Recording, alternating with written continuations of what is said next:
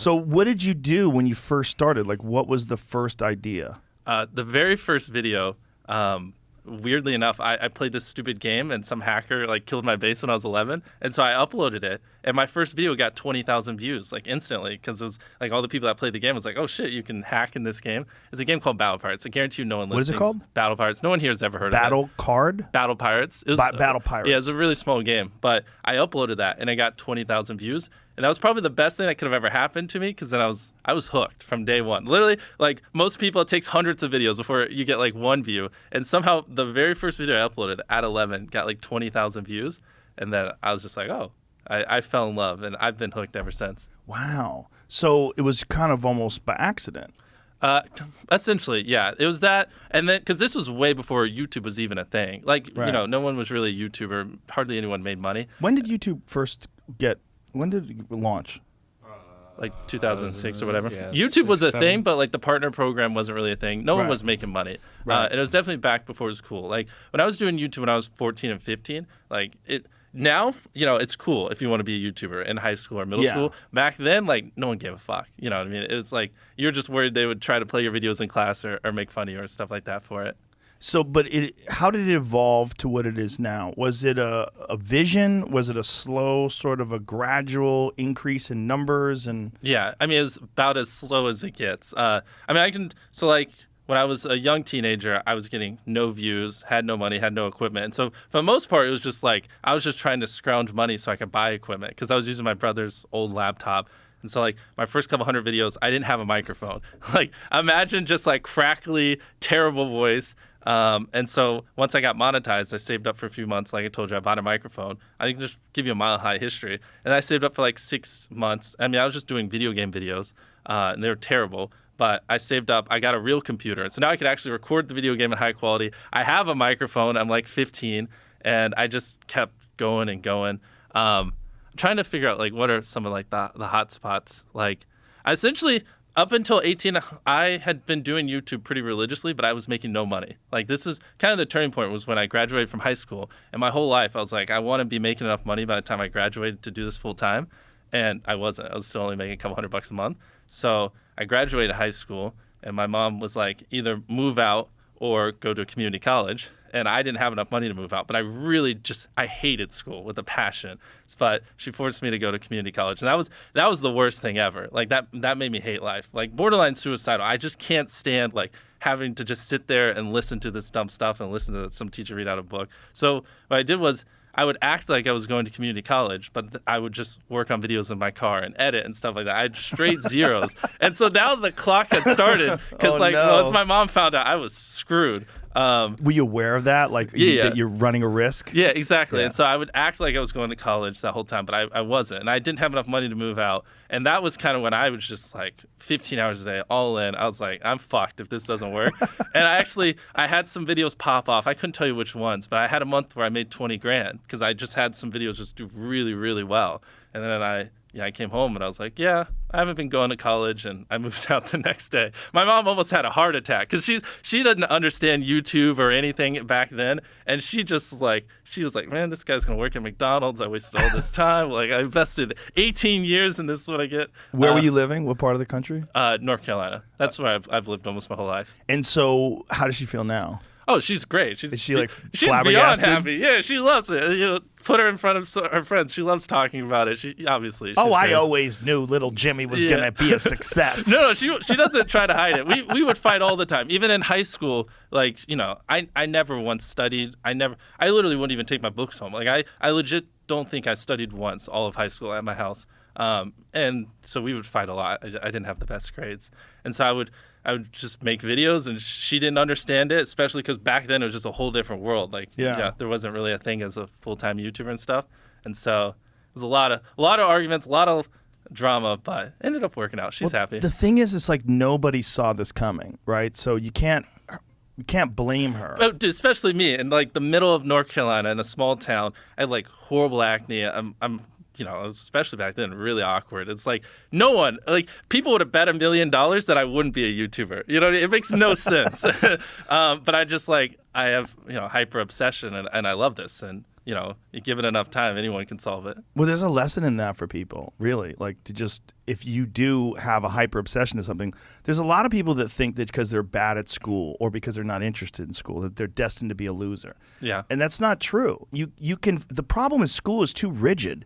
Like regular public school system, sit down, underpaid teacher, disinterested, not really connected with the work. You're not connected with it. You just can't wait to go home and do what you like to do. Exactly. And you get this thought in your head like, oh my God, I'm going to be a loser. I mean, that's how I was when I was in high school. I thought I was going to be a loser. Well, and you take it a step further because I thought, especially if you're like extremely passionate about something at a young age, where most kids aren't, then it's more exacerbated that it's like, I didn't talk to anyone. I hardly had any friends because I was so obsessed with YouTube. As back then, just no one cared. So it's like I thought I was just like, just didn't even know how to speak. Like literally, I just couldn't hold a conversation with a single person because people would just tell me all you talk about is YouTube, and I would try to talk about something else. But back then, I was so hyper obsessed, I literally just didn't know how to. But what were you obsessed about? Were you obsessed about other channels, your channel? Everything from like learning how to editing, the pacing of the videos, like ideas, what's going viral, what's trending, what's hot. Especially back then, I had no idea what worked. I mean,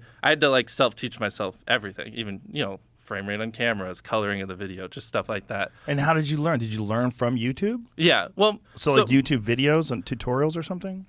Most of my growth came actually after I graduated high school. Basically what I did was I somehow found these other like 4 lunatics. 3 of us were college dropouts, one was a high school dropout, and one, I don't know, he just like quit his job. We were all super small YouTubers, and we basically talked every day for 1,000 days in a row and did nothing but just like hyper study, like what makes a good video, what makes a good thumbnail, what's good pacing, like how to go viral. And we just call it like daily masterminds. We would just get on Skype every morning, and like some days like I'd get on Skype at 7 a.m. and I'd be in the call until like 10 p.m. and then I'd go to bed, I'd wake up and I'd do it again.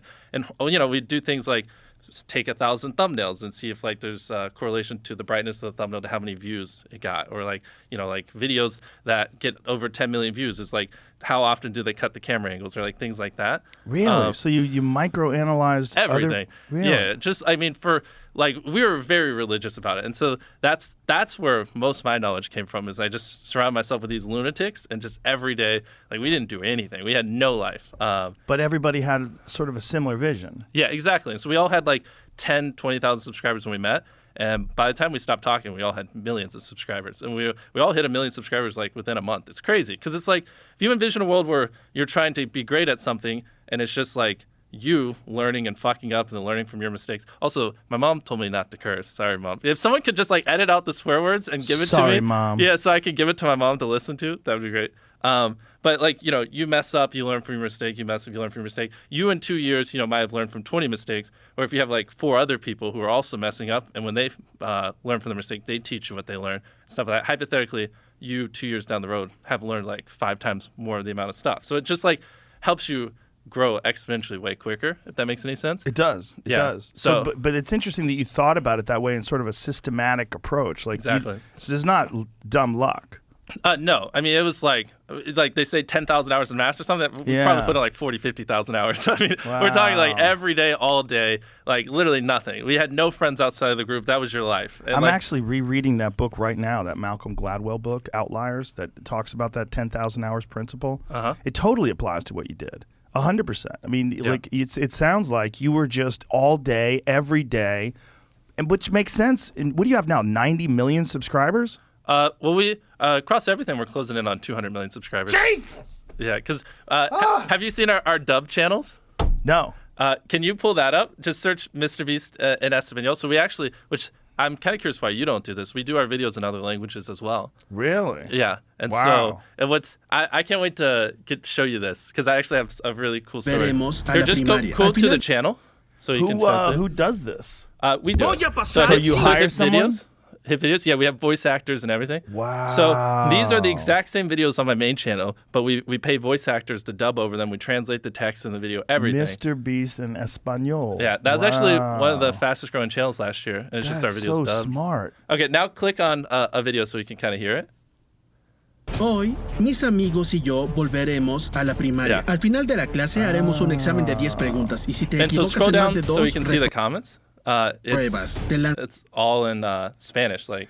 That's dope. Yeah, so that's now just I won't pull them all up, but now in just the other countries. Yeah, search Mr. Beast Brazil. We do a bunch of languages. So you got a Portuguese translator as well. Yeah. Wow, that's dope. Yeah, same thing I love here. it. Oh man, what a great idea, man. Yeah, and so because if you Google it, it's like only less than 10% of the world speaks English, so 90% of the world can't even enjoy your content. And when I realized that, I was like, wait a minute. 90% of the world can't even watch this stuff. And so go back to the Spanish one real quick because that's our biggest one. And sorry for anyone watching who doesn't have the visuals. So set it to most popular. We just started doing this like 6 months ago, and it's crazy like how viral some of these videos are going. 51 million. Yeah. And the problem with me is like, I don't know if someone's going to translate if they're going to say exactly what I said. Well, you have quality control. So we have before a video gets uploaded, we have 3 different people who basically write the transcript, and then if the words don't line up on all 3, then let me think about the process. We have something like that because I was worried about that as well. I think we take the original transcript and then we have it dubbed, and then after stuff we have like 2 different people write out, and if it doesn't line up with the original, then there's like it's a red flag, and then we look at it. Interesting. Yeah, we built some system where I don't have to worry about that. Oh, and the final point is, in Spanish, the guy who does my dubs is the same guy who dubs Spider-Man. We managed to convince him. So a lot of those comments are like, why does he sound like Spider-Man? Or is Mr. Beast Spider-Man? That's hilarious. Yeah, and so what we do is when we go into these markets, we get celebrities to do my voice. So then the local people in the language freak out. So Japan's coming up, and I can't say who, but we secured like a giant voice actor from an anime to do my dubs. And whenever we launch in Japan, I know they're going to lose their freaking minds. That's a brilliant idea. That's so smart. So you have how many employees then? I mean, across everything, over 100. I don't know. It's been wow. Yeah. And what are you, 23? Yeah. That's crazy. Yeah, it's wild.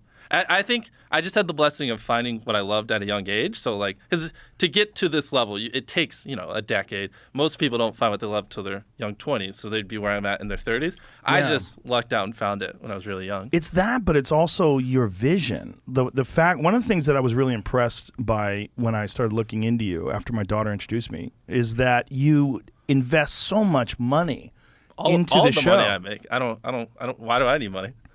So you don't go crazy? You don't have a Ferrari or anything nuts? No. I think living your life chasing like a nicer and nicer car and a bigger and bigger box to live in is kind of like a dumb way to go about life. Yeah. Yeah. So I actually, funny enough, I lived in like a super below average home, and I kind of learned why famous people don't live in below average homes because someone broke in, stole everything I owned. So I had to get a little nicer house for security reasons. But before I was robbed, I mean, like my place was like a little duplex, $700 a month. You get a roommate's $360 split. Right. Yeah, and just drive a normal car. Well, now I drive a Tesla just because of the getting off of gas and stuff like that. But yeah,